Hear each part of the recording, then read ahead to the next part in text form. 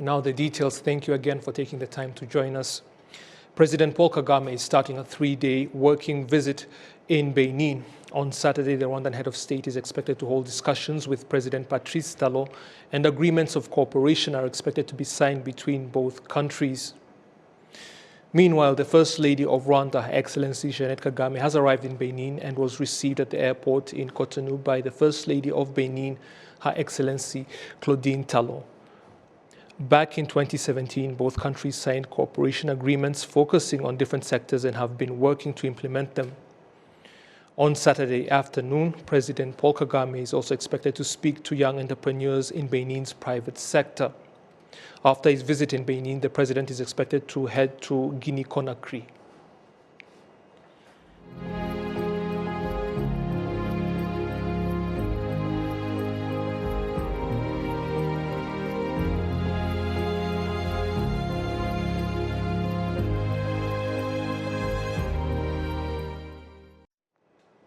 It is unfortunate, but during the commemoration week, the Rwanda Investigation Bureau announced that up to 56 people, that is more than 56 people, were arrested on suspicion of harassing and threatening genocide survivors, as well as promoting genocidal ideologies.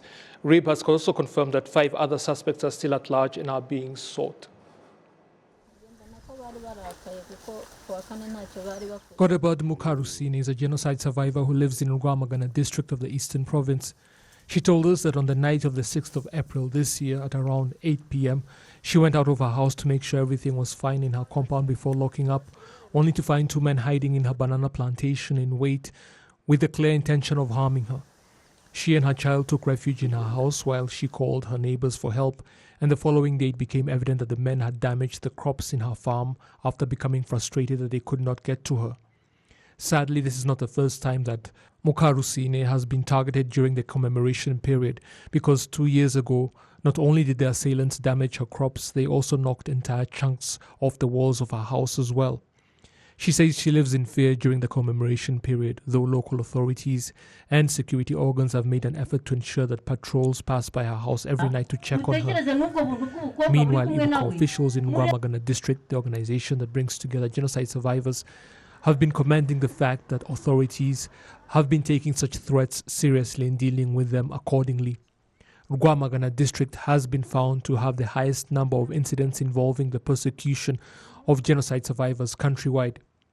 Still, such crimes have been on the decline here in Rwanda, something that officials in the Ministry of National Unity and Civic Engagement note to be encouraging, but also stress that more needs to be done to eradicate the crimes completely. Top officials at the Rwanda Investigation Bureau are warning anyone harboring genocidal ideologies within them against thinking that they will not eventually manifest themselves and lead to their arrest. Ingengabitekerezo ya jenoside ntabwo irara bushyitsi, ntabwo ushobora kuyibikamo. Genocidal ideologies do not remain dormant and cannot be contained within a person's psyche. Eventually they show themselves. It is only a matter of time. Even when you talk to those arrested for such crimes and ask them why they did it, they tell you that it is because they were drunk and didn't mean to. But that cannot be an excuse, because for a person to become drunk and behave that way, they must first have the ideology within them to begin with. We therefore urge all people still harboring such ideologies to reject them completely, because they will land them in trouble. Parents too should stop instilling genocidal ideologies within their children. Tukaba dusaba ababyeyi kureka ibintu byo kuba bakwigisha abana iyo ngengabitekerezo ya jenoside. During the commemoration week, 44.3% of all crimes committed in the country involved the persecution of genocide survivors, while 14.8% had to do with genocide denial and negation, those crimes topping all others in number. RIB has confirmed that more than 56 people have been arrested because of such crimes, and 5 others remain at large and are being sought.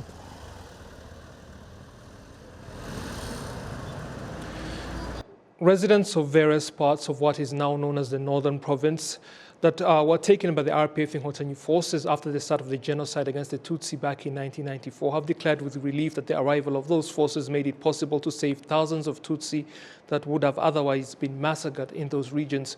Prince Manzi has the details on that.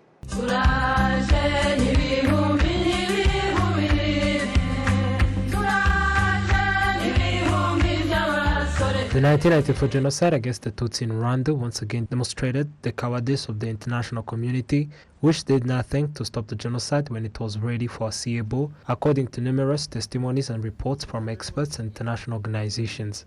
It was only the RPF Inkotanyi which mobilized its forces to stop it. On April 7th, the High Command of the RPF Inkotanyi decided to send additional forces to the city of Kigali to save the Tutsi who were being savagely massacred. To reach Kigali, these forces, basically based in the former Byumba prefecture, undertook a long journey to the capital Kigali after 3 days. The passage of RPF forces in different localities from Byumba to Kigali was a relief for a large number of Tutsi. Jean-Baptiste Bizimana from the former Giti commune remembers it like yesterday. Itariki ya 9 nijoro inkotanyi zari zashinze ibirindiro hano. 9th in the evening, that is when the RPF Inkotanyi established their camp here, and we knew it the next day. That is how we survived. There are regions in what we used to be Rutare commune where killings did not take place, like Nyagatoma. I was in Chamutara, and it is where I took refuge. Some fled to other areas, and some of them were massacred, but those who fled to Giti survived. Abandi bahungira muri Giti bagira Imana bararokoka. For the RPF Inkotanyi army to have prevented the implementation of the genocide in this region, this does not mean that the genocide had not been prepared, since there were obvious signs. Iyo myigaragambyo rero niyo yatweretse ibigomba gukora. Those manifests were a demonstration that something is going to happen. That time, they set up roadblocks, each a kilometer apart. Passing by was not easy, but for a Tutsi, it was not possible to pass by. Byari bikomeye. Kuyicaho uri umututsi byo ntabwo byashobokaga. In various regions of the former Byumba and Ruhengeri prefectures, there were RP camps since 1992. This made residents stay with this army, and this made the genocide not possible. Instead, progressive journey continued with maximum security, as these citizens appreciatively elaborate. Muri mu 1992 nibwo twabanye nabo cyane. They helped us in cultivating for us to develop ourselves, and they gave us advices on how to live together as Rwandans. We were aware that people were being killed, and they ensured us that it won't reach us, as they are also going to rescue some of those and restore unity among Rwandans. On the other hand, some who fled to other areas regrettably say that they left and later found out that those who remained have developed. Bo twarabasanze baraduhumuriza batubwira ko ibintu twirukankaga Came and they comforted us, saying that what we were afraid of was not true, and we found that they were given crops and they were cultivating as well as living in harmony. Local administrators in the northern province reiterated for the RPA to have camped in this province, reduced the intent of the genocide in various regions, as well as not happen in others. mpamvu habayeho uduce tutabimo jenoside nari nkomojeho ko twe twaramaje kubohorwa ndetse nka hano mu mujyi wa Byumba. And that is why there was no genocide in some places.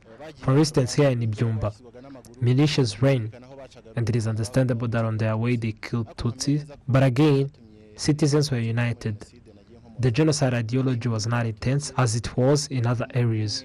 Nkuko tujye twumva mu bindi bice buryo ingengabitekerezo ya jenoside agiye kwirakwizwa rero mu bice byacu araho bitabashije kushoboka. Apart from preventing the implementation of the genocide in these areas, residents also appreciate the bravery of RPA for stopping the genocide. Prince Manzi, RwandaTV News. Thank you, Prince, for that report. On Friday, the Rwanda Broadcasting Agency and the Rwanda Journalists Association visited Mubuga Genocide Memorial Site in Karongi District and also donated cows to a number of genocide survivors living in that district. Every year, members of the Rwanda Journalists Association take the time to commemorate the genocide against the Tutsi, and they stress that they must do more than just offer their condolences to genocide survivors, and therefore 10 families were provided with cows. It has always been part of our culture to assist those who befell with calamity. But with the genocide, the need to tangibly help becomes even more evident, because when you think of what those people went through, losing their loved ones and belongings, it's heartbreaking. So we could not just offer our condolences and stop there. That is why we provided the cows to the families. The genocide survivors commended the journalists for the initiative. Today's media sector is very different from the one of that time because now they strive to build a country and not destroy it. You saw the legacy of the old media sector at the memorial site. That is where it led us. Karongi district officials have given assurances that assistance will be provided to the genocide survivors to ensure that the cows provided to them will become productive. Those in the district were also urged to think critically and never again allow themselves to be led astray the way many were back in 1994.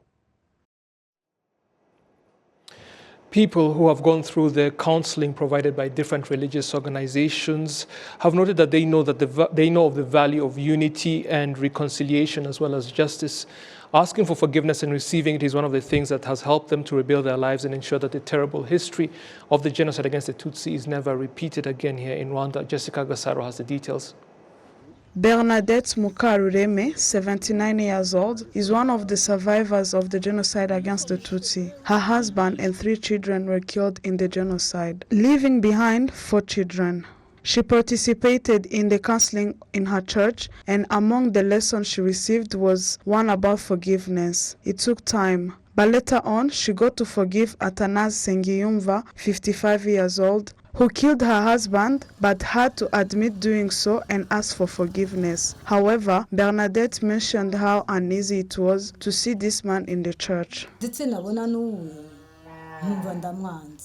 When I used to see some members of his family, I used to feel the hate. But after some times, I forgave him, and it was okay meeting him and we would talk.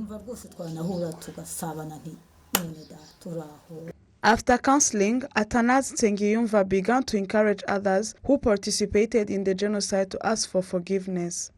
There are those who went to prison and came back home without even admitting that they were at fault.